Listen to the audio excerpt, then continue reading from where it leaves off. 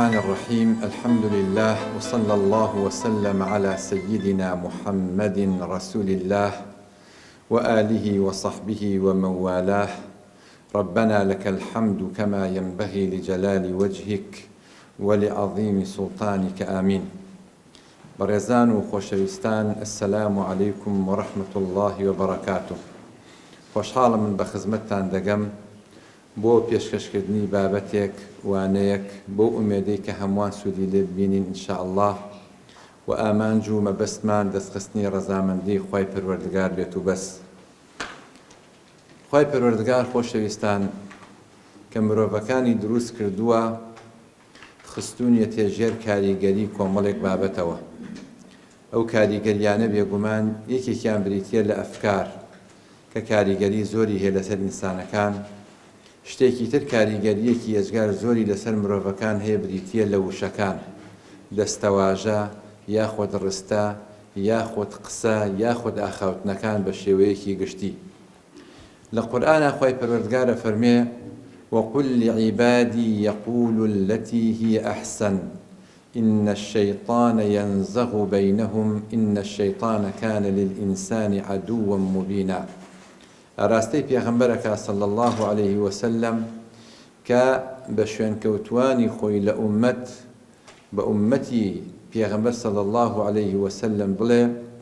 کەوتەی چاک و باش و ڕاست و شیرین بێبەزاریانە بۆی شەیتان لە خشتیان نەبات، شەیتان زەفەریان پێ نەبات، چونکە شەیتان دوژمنی هەرە گەورە و سەرسەختی ئینسانەکانە بە شێوەیەکی گشتی. جا فکر،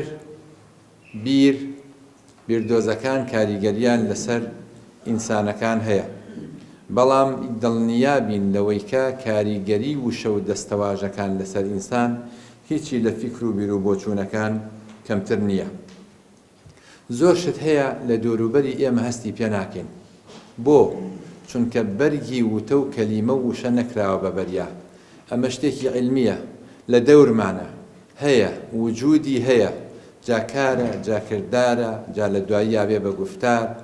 یاخود بیردۆزەیە، یاخود شتگەلێکە کە ئێمە بە چاو نایبینین، لە دەور و پشتمان هەیە، هەستی پێ ناکەین چونکە نەمان خستۆتە نێو قاڵبی وشە و دەستەواژەیەکەوە هەتا ئێستا. لەبەرەوە لە زانستی دەروون ناسیە لە سەردەمی نوێیە بۆمان باسەکاو کە ئەڵێت ئەو شتانەی لە دەوروبەری ئینسانەکانن ئەوە هەستی پێکراوەکەوە خراوتە نێو چوارچێوە و قاڵبی دەستەواژە و وشەکانەوە. قەبیلەیەک هەیە تیرە و هۆزێکن لە ئەفریقیا، جیاوازی ناکەن لە نێوان ڕەنگی سەوز و شین، بۆ هەردووکی تەنها یەک وشەیان داناوە، ئەو وشەیەشیان هەیە، هیچ جیاوازیش ناکەن. بە سەوز ئەڵێن سەوز و شین هەردووکی لەلایەن یەک واتای هەیە، پێڵێن شین یاخود پێڵێن سەوز. بەڵام ئەسکیمۆ کە لە جەمسەری باکوور ئەژین، ناوچەیەکی زۆر زۆر ساردە، تەنها بەفر بۆ ڕەنگی سپی دەیان ناویان هەیە، ئەم سپیە وایە، ئەوەیان وایە، ئەوەیان وایە، ئەوەیان وایە، لە هەندێک لێکۆڵینەوەی ئەڵێن 60 ناویان هەیە تەنها بۆ ڕەنگی بەفر. ئەمە سپێکی تۆخەوە، سپێکی کاڵەوە، سپێکی کاڵترەوە، سپێکی کراوەیەوە، سپێکی داخراوەیەوە، سپیەکە تەپوتۆزی لەسەر نیشتووە. ئاوا بەو شێوەیە. بۆ؟ چونکە زمانەکەیان ڕێگەی پێداون کە بەو شێوەیە مامەڵە بکەن لەگەڵ شتەکانی دەوروبەریانە. لەبەرەوە قسە کاریگەریەکی زۆری هەیە، زیاد لەوەی کە ئێمە حسابی بۆ ئەکەین. کەواتە ژیانمان تەنها دروستکراوی ژێرکاریگەری و بەرجەستەی فکرمان نییە، بەڵکو دروستکراو و کەوتۆتە ژێرکاریگەری وتە و وشە و دەستەواژەکانشمان. بۆیە خوای پەروەردگارە فەرمێ وقل لعبادي يقولوا التي هي أحسن، بە بەندەکانم بڵێ ئەوەی کە چاکە، ئەوەی کە شیرینە، ئەوەی کە جوانە، با ئەوە بێ بەزاریانە هەر هەمیان. مەبەست لێرە کە خوای پەروەردگار ئەفەرمێ مەبەست پێی وشە و وتەی دەرەکیە کە لە زاری ئینسان دەرەچێت، و هەروەها وشە و وتەی ناخی ئینسانش بێگومان ئەگرێتەوە.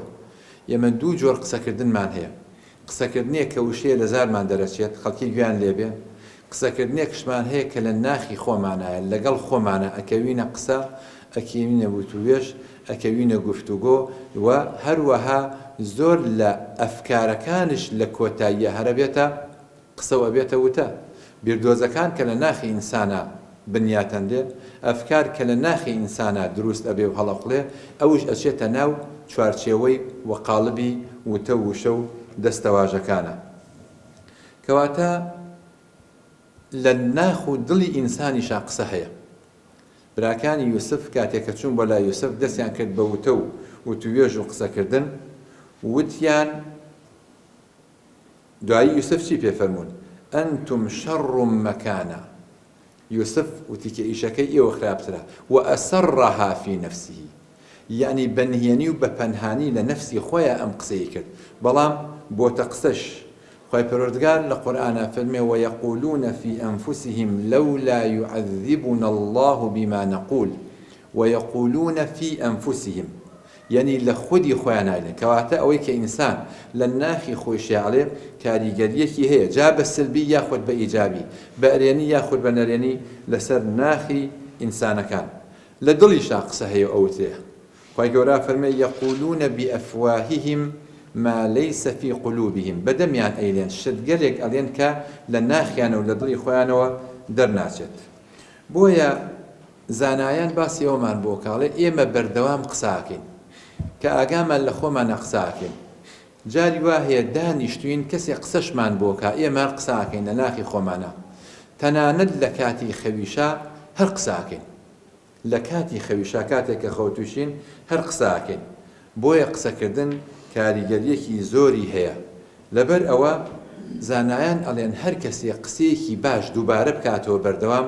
کاریگەریەکی زۆر ئەرێنی لەسەر جەستە و لەسەر حاڵەتی دەرونی و ئیمانی ئەو ئینسانە ئەبێ جا چه جای ئەوەی کێسە بۆ نمونە کەلیمەی ئاشتی یاخود سەلام تۆ بێنە دووبارەی کەرەوە جارێ دوانسیان ئەوە کاریگەریەکی زۆری لەسەر دەرونی تۆ بێ بەلای ئاشتیا ئەو بە ئەوانەی شەڕنگێزن دەرونیان پڕە لە شەڕ بە ئەوشانە زۆر دووبارە بکەنەوە چه جای ئەوەی کە کەلیمەی سەلام بەکاربێنی ئاشتی وەکو ئەوەی کە ناوی خۆی پەروەردگارە چه جای ئەوەی بۆ ئیزافەکەی کە تۆ یاد و ذیکری خۆی پەروەردگارش ئیزافە بکەی بۆ خۆی پەروەردگار کە سەرچاوەی جوانیە سەرچاوەی بەخشینە سەرچاوەی شکۆمەندیە خۆی پەروەردگار بێگومان وشە و دەستەواژەکان کاریگەریەکی زۆریان ئەبێ لەسەر ئینسانەکان بە جۆرێک هێمنی و هێوربوونەوە و ئارامی ئەبەخشێ بە ئینسانەکان بە شێوازێکی گشتی لە قورئانە خۆی پەروەردگارە فەرمێ الذين آمنوا وتطمئن قلوبهم بذكر الله يا ألا بذكر الله تطمئن القلوب ئەمەیە تەفسیری و ئاەتە کە خۆی پەروەردگارە فەرمێ بەیادی خۆی پەروەردگار دەروونەکان هێمن و ئارامە بنەوە وشەیەک دەستەواژەیەک تۆ زۆر بەکاری بێنی بێگومان وایە بۆی ئێمە کە یادی خۆی پەروەردگارەکەین قازانجەکەی بۆ کیە بۆ خۆمانە کە سڵاوات لێ ئەدەین لەسەر پێغەمبەری خوا صلی الله عليه وسلم بێگومان کاریگەری لەسەر خۆمانە و سوودەکەی بۆ خۆمانە بۆیە ئێمە ڕەنگە وا هەستکەین کە ئێمە وشەکان بەکارێنین بەس پێویستە لەمە دواهەمان بزانین کە وشە ئێمە بەکارێنێ ئێمە وشە بەکارێنی ڕاستە بەس کاریگەری ئەو لەسەر ئێمە زۆرترە کە ئەو ئێمە بەکار ئێنێ چۆن بە جۆرێک کە ئەو فاعیلیەتی زۆرە کاریگەری زۆرە و ئێمەش وشیارێکی کەممان هەیە دەرحەق بە وتە وشەکان کاتێکە بەکارێنین لە کاتێکە خۆشەویستان ئینسان کە تووشی حاڵەتێکی ناڕەحەتیە بێ کەسێکە قسەیەکی پێڵێ کەسێک کە تانە و تەشەرێکت لێدا ئاگای لێ تۆ چی لێ بەسەردێ هەستەکەن هیوا هەیە پەلامارەیە بەرامبەرەکەی کوژێ هەستەکەن هیوا هەیە شەو خەوی لێ ناکەوێ بە یەک کەلیمە قسە هەستەکەن هیوا جاری وا هەیە بەهۆی یەک گوشەوە وڵاتێک کاول ئەبێ بەهۆی یەک گوشەوە ئوممەتێک لەبەر یەک هەڵەوەشێ بەهۆی یەک وشە و یەک دەستەواژەوە جەنگێکی زۆر زۆر گەورە بەرپا بێ کەواتە وشە وتەکانمان هەرچی لە زارمان دەرەچێ وەکو کۆمپیوتەرێک وایە کە کلیکی لەسەرەکەی بەلای ئەرێنی بەلای نەرێنیە لەسەرمان ئەکەوێ و لەسەرمان حسابە پێویستە بە ئاگابین لێی لە کاتێکە ئەو وشانەی کە دەرەنجامی دڵێشانێک پێمانەوترێ کە کێشەیەکی زۆر گەورەی لەسەر دروستە بێ ئەکرێ وەکو شتێکی بێبەها سێری بکەین و باەخی پێنەین وەکو شاعیر کە ئەڵێ ولقد أمر على السفيه فيسبني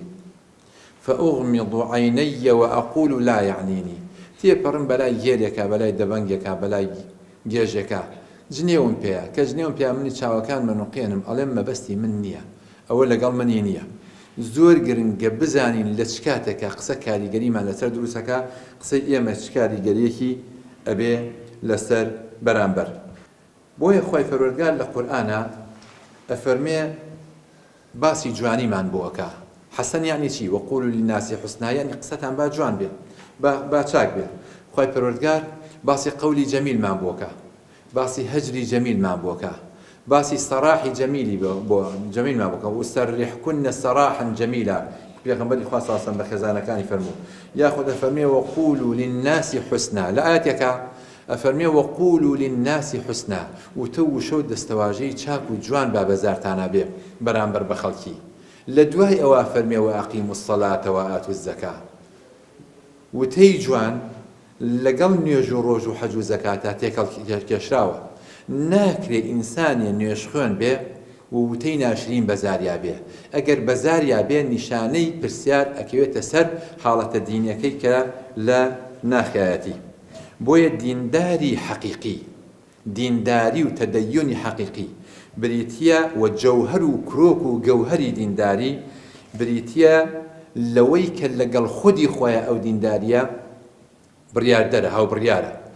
یعنی پێویست بە تەکەلوف ناکە ئینسان ئەخلاقی خۆی جوانکە کاتێکە دیندارێکی ڕاستیە بێ بۆ چونکە ئۆتۆماتیکیەن تۆ کە ئیمانی وەرگرت ڕاستەوخۆ سلووکە چاکە بێ ڕاستەوخۆ سلووک و چاکە بێ بە چ شێوازێ ئینسان ئەگە پرۆتین بخوا ئەو پرۆتینە کاری پرۆتینەکە لە جەستەیە بەس ئەگەر کاری کاربۆهیدرات ناکە بۆ چونکە پرۆتینی خواردووە ئینسان ئەگەر ئیمان هەزمکە ئەگەر باوەڕ و سلووکێکی جوان هەزمکە لە ناخی خۆیان بێگومان ئەوش بەرجەستا بێ لەسەر ئەندامەکانی جەستەی خۆی بۆیە ئیمانێکی ئیقانی یەقینی صدیقی ئەگەر لە ناخی ئینسانە بێ سلووکێکی محەممەدی ئەبێ سلوک و هەڵسوکەوتێک و مامەڵەیەکی وەکو پێغەمبەری خوا صلی الله علیه و سلم لەگەڵ هاوڵانی پێغەمبەری خوا صلی الله علیه و سلم ئەو ئیمانە کاریگەری ئەکا ڕاستەوخۆ لەسەر ئینسانەکان ئۆتۆماتیکیان بەبێ خۆ ناڕەحەتکردن والذين جاهدوا فينا لنهدينهم سبلنا وإن الله لمع المحسنين ئۆتۆماتیکیان خۆی پەروەردگار ڕێنمایی ئینسانەکان ئەکات ئێمە لە ڕاستیا زۆر شت ئەزانین دەرهەق بە ئیمان بەس لەگەڵ ئیمانەکەیان ناژین زانستمان هەیە نەک معایشە و ژیان سەبارەت بە ئیمان بەڵگەش زۆرە بۆ ئەوە بەڵگەش زۆرە بۆ ئەوە لە کاتێکا کە ئیمانداریشین ئیمانداری حەقیقین بەڵام زۆر کار هەیە کە ڕەنگە نابەجێ بێ ممارەسەشی بکەین کەواتە ئیمانەکە تەواو ڕێکوپێک دانەمەزراوە بڕوانن بۆ ئەو کەسانی کەوا پلەیەکی باڵایان هەیە لە کۆمەڵگەیە بە جۆرێک لە جۆرەکان سەرکەوتون لە کۆمەڵگەیە سەریان کەن هەموو ئەوانە ئەندازیەکی زۆر لە قسەکردنێک و سەرنجێکی ئیجابی و ئەرێنیان هەیە لە ناخی خۆیانە ئەڕوانن هەمیشە بۆ جانبێکی پڕۆشنگەری ژیان پیاڵەیە کە پڕبێت ناڵێ خۆزگەنیوەی بەتاڵ نەبوایە بڵێ سوپاس بۆ خوا کە نیوەی پڕە کە گوڵێک ئەبینێت دڕکی لە ژێرایە ناڵێ خۆزگە ئەو گوڵە و دڕکەی لە ژێرانە بواە بڵێ سوپاس بۆ خوا لەو دڕکە ئەو گوڵە ڕواوە ئەو گوڵە دەرهاتووە واتە هەمیشە بە گەشتبینیەوە ئەڕوانێ بۆ شتەکان بۆ دەوروبەر بۆیە ئیمان چی ئەچێنێ بیرکردنەوەیەکی ئیجابی و ئەرێنی دیدێکی گەشتبینانە ئەچێنێ لە ناو ناخی ئینسانە بۆ دەوروبەر